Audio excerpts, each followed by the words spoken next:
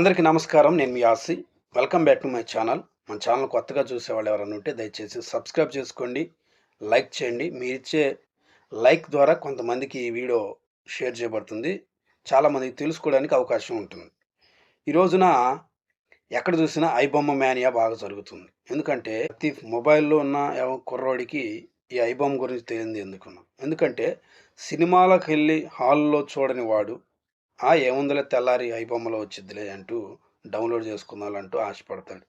అలా ఆశపడి చాలామంది ఈ ఐబొమ్మకు కనెక్ట్ అయిన వాళ్ళు ఉన్నారు. అయితే ఈ ఐబొమ్మకు కనెక్ట్ అయ్యి ఐబొమ్మలో సినిమాలు చూస్తూ ఐబొమ్మకు సంబంధించిన కొన్ని బెట్టింగ్స్ యాప్స్‌ను ప్రమోషన్ చేసుకుంటూ ఈ బెట్టింగ్స్ యాప్‌లో ఇన్వాల్వ్ అయ్యి ఈ బెట్టింగ్స్ యాప్‌ను డౌన్లోడ్ చేసుకొని బెట్టింగ్స్ ద్వారా ఏదో సంపాదించాలని ఆశ కలిగి ముందుకెళ్తే గాని తప్పనిసరిగా లాస్ అవుతారు అనేది పోలీస్ శాఖ వారు నిర్ణయిస్తున్నారు. పర్సనల్ లైఫ్‌కి సంబంధించి ఈ ఐబొమ్మ రవి, ఇమ్మడి రవి అనే ఈయన తప్పనిసరిగా ఈ పోలీసులకు దొరికాడని, ఈ ఇమ్మడి రవి అనే వ్యక్తి ద్వారా తెలుగు సినిమా పరిశ్రమలో టాలీవుడ్‌కి 300 కోట్ల రూపాయల నష్టం వచ్చిందని, ఇతను కరేబియన్ దేశంలో ఉంటూ చుట్టుపక్కలున్న కొంతమందిని గ్యాదర్ చేసుకొని ఈ ఐబొమ్మను ఏర్పాటు చేసి అనేక మందికి ఈ మూవీస్ ప్రభావం సినిమాల యొక్క ఇంట్రెస్ట్‌ని బట్టి ప్రజల మీదకి వీటిని వదలటం, ప్రజల్లోకి వదలటం, ప్రజలు దాన్ని చూసి అట్రాక్ట్ అవ్వటం, అలా అట్రాక్ట్ అవుతూ అందులో వచ్చిన యాడ్స్‌కి కనెక్ట్ అవ్వటం, అందులో ఉన్న బెట్టింగ్ గేమ్స్‌కి కనెక్ట్ అవ్వటం, బెట్టింగ్ యాప్స్‌కి, బెట్టింగ్ యాడ్స్‌కి కనెక్ట్ అయ్యి తమ కాడున్న బయోడేటా అంతా వాళ్ళకి ఇచ్చేయటం జరుగుతుందని చెప్పి పోలీసులు చెప్పటం జరిగింది. ఇది ఒక రకమైన కోణం. అయితే ఇది ఫస్ట్ ఆఫ్ ఆల్ ఇలాగాని జరగటం అయితే ఖచ్చితంగా ప్రజలనేది నష్టపోవటం జరుగుతుంది. ఈ ఐబొమ్మ రవి, ఇమ్మడి రవికి ఇప్పుడు సోషల్ మీడియాలో కావచ్చు, లేకపోతే ప్రజలు చాలామంది బ్రహ్మరథం పడుతున్నారు, సపోర్ట్ చేస్తున్నారు. పోలీసుల్ని వ్యతిరేకిస్తున్నారు. సినీ పరిశ్రమని వ్యతిరేకిస్తున్నారు. కారణం ఏంటంటే మధ్యతరగతి యొక్క ప్రజలకి ఐబొమ్మ ద్వారా అనేక మందికి సహాయం చేసాడని చెప్పి చాలామందికి ఉపయోగపడింది ఈ ఐబొమ్మ అని చెప్పి చాలామంది సపోర్ట్ చేస్తున్నారు. అయితే ఇందులో 3 విషయాలు మనం తెలుసుకోవాలి. ఫస్ట్ ఆఫ్ ఆల్ సినీ పరిశ్రమలో కొంత సంపాదించుకోవడానికి ప్రతి వ్యక్తి సినిమాలు తీస్తాడు. ఇలా సంపాదించుకోవడానికి తీసిన సినిమాలని ప్రజలకి సినిమాల రూపంలో హాల్‌లో వదిలినప్పుడు ఆ హాల్‌లోకి వెళ్ళి టికెట్లు కొనుక్కొని ప్రజలు ఆ డబ్బు వస్తే ఆ డబ్బు ద్వారా సంపాదించుకోవడానికి నిర్మాతలకి, దర్శకులకి ఉపయోగపడొచ్చేలేకే ఒకవేళ ఈ పైరసీస్ కానీ చేయకపోతే ఈ సినీ పరిశ్రమలో శాటిలైట్ రైట్స్‌ని యాక్ట్ చేయకపోతే డబ్బు రాదు ఇమ్మడి రవికి. ఫస్ట్ ఆఫ్ ఆల్ ఒకరు సంపాదించుకోవడానికి ఎవరైనా ఇమ్మడి రవి సంపాదించుకోవడానికే ఈ సినీ పరిశ్రమని అలాగే నిర్మాతలు కూడా సంపాదించుకోవడానికి ప్రజల దగ్గర నుండి సొమ్మును రాబట్టుకోవడానికే సినిమాలు తీస్తున్నారు. వాళ్ళిద్దరూ సంపాదించుకోవడానికే. కానీ ప్రజలైతే ఉన్న డబ్బులను పోగొట్టుకోవడానికి ఈ ఐబొమ్మను గాని, థియేటర్స్ కానీ ఇక్కడ చిన్న మెలికేంటంటే నిర్మాతలకి డబ్బు పోతూ ఉంది. వస్తే వస్తా ఉంటాయి. అలాగే ఇమ్మడి రవికి కూడా తమ కాడున్న బయోడేటాతోటి, యాడ్స్ తోటి, బెట్టింగ్స్ యాప్ తోటి, బెట్టింగ్ గేమ్స్ తోటి డబ్బు సంపాదించుకుంటున్నాడు. అతను సంపాదించుకోవడానికి, ఇతను సంపాదించుకోవడానికి. ఇద్దరు సంపాదించుకోవడానికి మధ్యలో వెర్రివాళ్ళవుతుంది ప్రజలు. కాబట్టి ప్రజలు వెర్రివాళ్ళవుతున్నారు. ఎక్కడ వెర్రివాళ్ళవుతున్నారంటే ఒకవేళ ఈ సినిమాలు చూడటానికి పోయి అక్కడ హాల్‌లో డబ్బులు పోగొట్టుకుంటారు. ఇక్కడ ఈ ఇమ్మడి రవి పెట్టిన బెట్టింగ్స్ యాప్ గాని, బెట్టింగ్స్ గేమ్ గాని, బెట్టింగ్ యాడ్స్ గాని ఇవన్నిటిని చూస్తూ అట్రాక్ట్ అయ్యి ఆ బెట్టింగ్‌లో వాళ్ళు డబ్బులు పెట్టుకోవటం, ఆ గేమ్స్‌లో డబ్బులు పెట్టుకోవటం, ఆ యాప్స్‌లో డబ్బులు పెట్టుకోవటం, ఏదో సంపాదించుకుందామని ఆశ కలిగి పెట్టుకోవటం, అప్పుడు డబ్బులు పోగొట్టుకోవటం. దాని ద్వారా మీ డేటాకు సంబంధించిన మీ ఐడీ, మీ ఇన్ఫర్మేషను, మీ పేరు, మీ అడ్రస్సు, మీ స్థలము, మీ లొకేషన్సు, మీ నెంబరు, మీ ఆధార్‌లు ఇయన్నీ ఈ ఇమ్మడి రవి డేటాకి వెళ్ళటం. దాని ద్వారా అతను కొంత డబ్బు క్యాష్ చేసుకోవడానికి ఈ డేటాలో ఉన్న సబ్జెక్ట్ అంతా వేరే వాళ్ళకి ఇచ్చేయటం అని చెప్పి మాట్లాడుకుంటున్నారు. ఒకవేళ ఇక్కడ చిన్న విషయం ఏంటంటే సినిమా చూడకపోతే ఏం కాదు. ఇక్కడ సినిమా చూడకపోతే ఏం కాదు.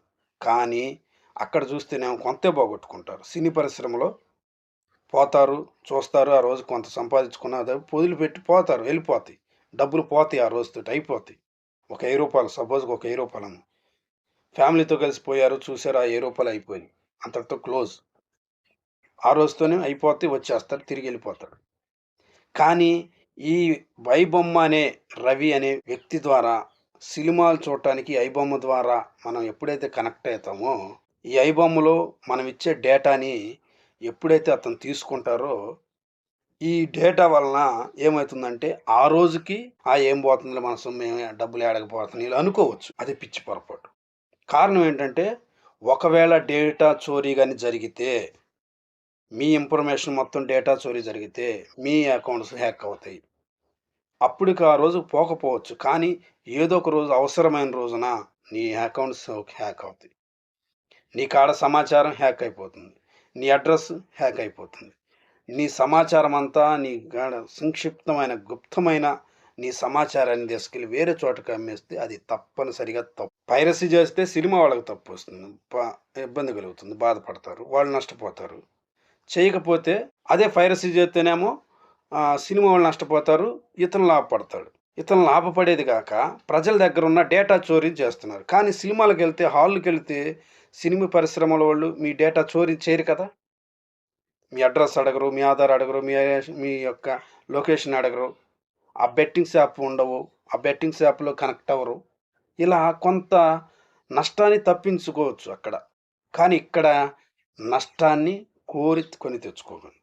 కాబట్టి అంటే సపోర్ట్స్‌కి నేనైతే చెప్పే విషయం ఏంటంటే, అలాంటి సపోర్ట్ చేయకండి. అలాంటి సపోర్ట్ చేయాల్సిన అవసరం లేదు. ఇయాల కాకపోతే రేపు, రేపు కాకపోతే ఎల్లుండు. ఏదో ఒక రోజు వస్తుంది. ఖచ్చితంగా చూస్తాం. అందులో తప్పేం ఇబ్బంది ఏముండదు. కానీ బాగా తక్కువగా వస్తుంది. ఏమి లేకుండా ఎవడు ఊరక ఇవ్వడు. ఎవడు ఊరకిస్తాడనే ఆలోచన అనుకోవటం తప్పు. కాబట్టి డేటా చోరీ గాని జరిగితే, ఒకవేళ జరగకపోతే దాని గురించి ఆలోచించాల్సిన అవసరం లేదు. డేటా చోరీ గాని జరిగితే తప్పనిసరిగా ప్రజలు నష్టపోతారు. ఎవరైతే చట్ట వ్యతిరేకంగా పనులు చేస్తున్నారో వారిని శిక్షించాల్సిన బాధ్యత ప్రభుత్వంది. ఆ ఇమ్మడి రవిని ఠాగూర్ అంత రేంజ్‌కి లేపాల్సిన అవసరం లేదు. మీరు ఒకసారి ఆలోచన చేసుకోండి. ఈ అవగాహన మీకుంటే చాలు. తప్పనిసరిగా అర్థమైంది. నా ఒపీనియన్ అది పోకూడదు. ప్రజలకు అలాంటివి కలగకూడదని. అది మా ఒపీనియన్ కాదండి.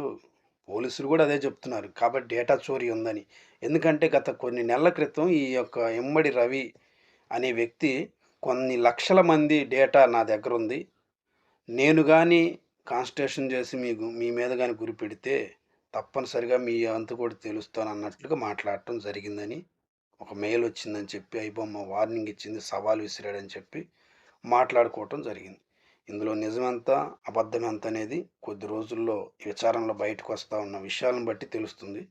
కాబట్టి ఇలాంటి పైరసీలు జరిగినా ప్రజలకు నష్టపోయేదేం లేదు. కా ఒకవేళ జరగకపోయినా నష్టపోయేదేం లేదు. పెద్ద నష్టాలేం ఉండవు. కాకపోతే ఎప్పుడైతే మీ డేటా చోరీ గాని జరిగిందా, దానివల్ల తప్పనిసరిగా నష్టపోతాం.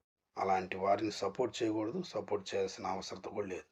కాబట్టి చట్ట వ్యతిరేకమైన చర్యలు ఎవడైతే చేస్తాడో వాడికి తప్పనిసరిగా శిక్ష పడాలనేది సరియైన నిర్ణయం.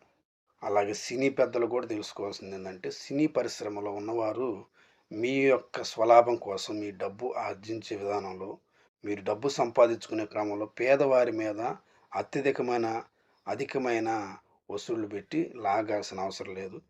కొంత మధ్యతరగతి కుటుంబాలకు అందుబాటులో ఉంచండి రేట్లను. దానివల్ల ప్రజలు చాలామంది అట్రాక్ట్ అయ్యి చూడటానికి అవకాశం ఉంటుంది. ఇలాంటి తప్పులు జరగకుండా ఉండటానికి తప్పనిసరిగా మీరు కూడా కారణం అవ్వాలని చెప్పి నేనైతే తెలియజేసుకున్నాను. మాకు తెలిసిన ఉద్దేశం మేము చెప్పాను. మీకు తెలిసినవి ఏమైనా ఉంటే దయచేసి కామెంట్ చేయండి. మన ఛానల్ కానీ నచ్చితే లైక్ చేయండి, సబ్స్క్రైబ్ చేసుకోండి. మరొక మంచి వీడియోతో మీ ముందుకు వస్తాను. ఎవరికి take care. Bye bye. Good by.